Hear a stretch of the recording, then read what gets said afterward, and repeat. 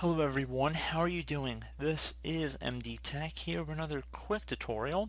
In today's tutorial I'm going to show you guys how to hopefully resolve the current input timing is not supported by the monitor display. So there's different reasons you could be having an issue with it. So the first thing I would recommend doing is checking the connection cable and making sure it's tight in there and it's not loose. The other thing, which is what we're going to really be covering in this tutorial, is more of a software side to make sure that the resolution or refresh rate is set to how it's recommended by the monitor. So we're going to go ahead and try and address the later here. So we're going to start by opening up the start menu. Just left click on the start button one time, type in display. Best match should say change display settings. Left click on that. Underneath display you want to go and adjust the resolution as well as the scaling. So if you have current scale factor set, I'm going to just turn that off.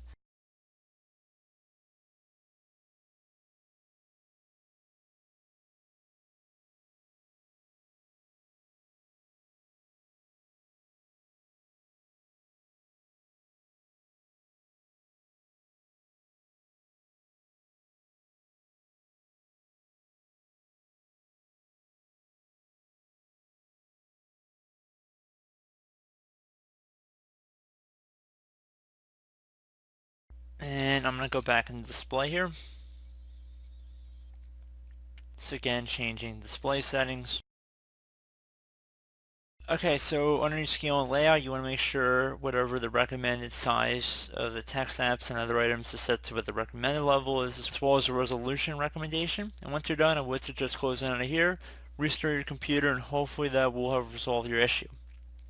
So as always, thank you guys for watching this brief tutorial. I was able to help you out, and I do look forward to catching you all in the next tutorial. Goodbye.